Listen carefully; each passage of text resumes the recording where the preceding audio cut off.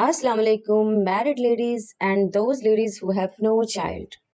Welcome back to my channel Mother Diary. आज की video में आपके लिए है कुछ एक्साइटेड, क्योंकि मैं आपको बताने जा रही हूँ कुछ ऐसी दुआएं और ऐसे आमाल जिनको करने से आप अपनी प्रेगनेंसी को प्रोटेक्ट कर सकती हैं। अगर आपका बार बार मिसकैरेज हो जाता है या फिर आप अपनी प्रेगनेंसी को लेकर परेशान हैं या बहुत सारी मुश्किलात का सामना कर रही हैं तो वीडियो को एंड तक ज़रूर देखिएगा। आपको बताया जाएगा कि प्रेगनेंसी को प्रोटेक्ट करने के लिए कौन सी दुआ कब पढ़नी है, और ऐसी ख़वातीन जो कि नरीना औलाद ना होने की वजह से परेशान हैं उनके लिए एक बहुत ज़बरदस्त दुआ और मुजर्रब अमल है। अल्लाह रब्बुल इज़्ज़त पर भरोसा करते हुए इन दुआओं को पढ़ने से और इन आमाल के करने से आप इंशाअल्लाहुल अज़ीज़ बहुत जल्द नरीना औलाद को हासिल ज़रूर कर लेंगी। जहाँ बेटियाँ अल्लाह की रहमत हैं तो बेटा उसकी नेमत है, दोनों का होना ज़रूरी है। ये बात अल्लाह रब्बुल इज़्ज़त की मर्ज़ी पर मुनहसर है कि वो किसी को चाहे तो बेटियां दे और अगर किसी को चाहे तो बेटे अता कर दे, लेकिन हमारा काम सिर्फ मांगना है। और इस वीडियो में आपको ये भी बताया जाएगा कि मिसकैरेजेस क्यों होते हैं और इनसे प्रोटेक्शन कैसे मुमकिन है, कैसे ख़वातीन अपने हमल की हिफाजत कर सकती हैं। एहतियाती तदाबीर के साथ इन दुआओं के एहतमाम से आप बहुत जल्द अपने मिसकैरेजेस के अमल को रोक सकती हैं। और ऐसी ख़वातीन जिनके यहाँ औलाद सिरे से है ही नहीं और उनकी परेशानी के ख़ात्मे के लिए आज आपको एक नबवी नुस्खा बताया जाएगा जिस पर अमल करने से, जिन दुआओं को पढ़ने से आप इंशाअल्लाहुल अज़ीज़ बहुत जल्द ये खुशखबरी हासिल करेंगी। अगर आप वाकई ही इन तमाम दुआओं और आमाल के बारे में जानना चाहती हैं तो वीडियो को अंत तक ज़रूर देखिएगा और स्किप बिल्कुल मत कीजिएगा, वरना आप किसी भी दुआ को मिस कर सकती हैं। तो चलिए शुरू करते हैं, लेकिन उससे पहले अगर आपने हमारे चैनल को सब्सक्राइब नहीं किया तो चैनल को सब्सक्राइब कीजिए और बेल आइकन के बटन को प्रेस करना बिल्कुल मत भूलिए ताकि हमारी हर नई आने वाली वीडियो का नोटिफिकेशन आप तक पहुंच सके। तो सबसे पहले हम बात करेंगे उन ख़वातीन के बारे में जो बे औलाद हैं, जिनके यहाँ औलाद है ही नहीं, न बेटी है न ही बेटा। बे औलादी को ख़त्म करने के लिए आपको जो दुआ बताई जा रही है उसे सबसे पहले ज़िक्र करने का मकसद ये है क्योंकि इसकी ज़रूरत सबसे ज़्यादा है। अक्सर औक़ात ख़वातीन को ससुराल में तशद्दुद और जुल्म का निशाना इसी वजह से बनाया जाता है कि उनके यहाँ औलाद नहीं होती, लेकिन ये हमारे मुआशरे की जहालत का सबसे बड़ा सबूत है। कुरान पाक में अल्लाह रब्बुल इज़्ज़त ने ख़वातीन को मर्दों के लिए एक खेती करार दिया है और खेती से वही उगता है जो बीज डाला जाता है। इस आयत मुबारका को मद्देनज़र रखते हुए उलमाए कराम इस नतीजे पर पहुँचे हैं कि तकरीबन 30% वजह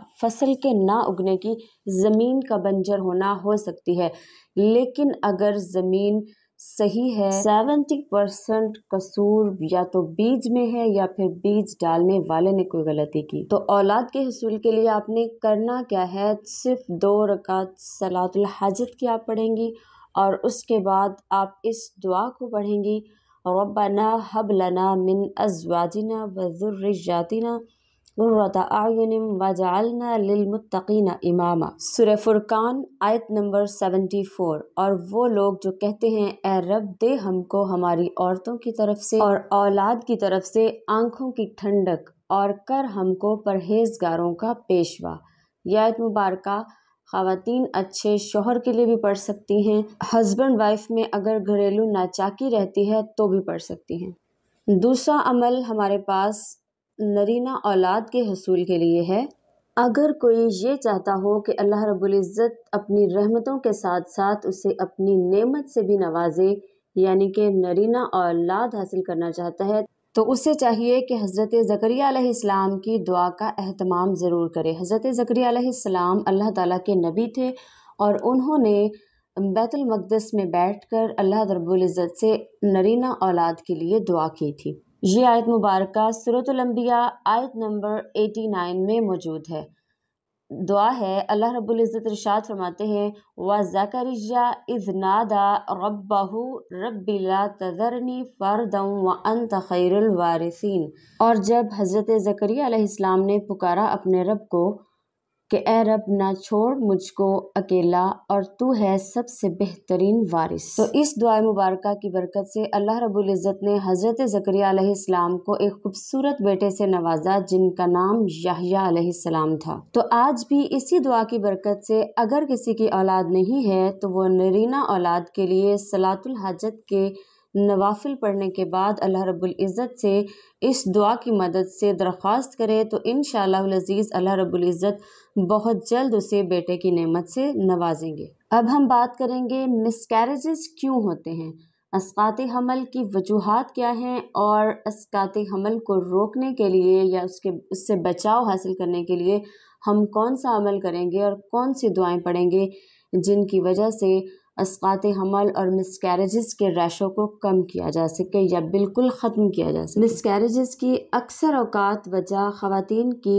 پریگنینسی کے فرسٹ 3 منتھس میں کی گئی بے احتیاطی ہوتی ہے، جیسا کہ وزن اٹھانا یا سیڑھیاں چڑھنا یا اس طرح کے بہت سارے کام کرنے کی وجہ سے خواتین پریگنینسی لاس کر دیتی ہیں۔ اس کے علاوہ بہت ساری وجوہات ہیں جیسا کہ خواتین کا پریشان ہونا، گھریلو ناچاکی یا اور کسی مسئلے کی وجہ سے خواتین کا فکر مند ہونا یا پریشان ہونا بچے کی صحت کے لیے نقصان دہ ہوتا ہے، کیونکہ حدیث مبارکہ میں آتا ہے کہ آپ صلی اللہ علیہ وسلم نے ارشاد فرمایا کہ ابتدائی جو 4 ماہ مکمل ہوتے ہیں تو اس کے بعد انسان میں روح پھونک دی جاتی ہے اور ایک فرشتہ آتا ہے جو اس کے لیے 3 چیزوں کو لکھ دیتا ہے، اس کا رزق کتنا ہوگا، اس کی زندگی کتنی ہوگی اور کب تک یہ زندہ رہے گا، اور یہ خوشبخت ہوگا یا بدبخت، یعنی کہ جنتی ہوگا یا جہنمی ہوگا۔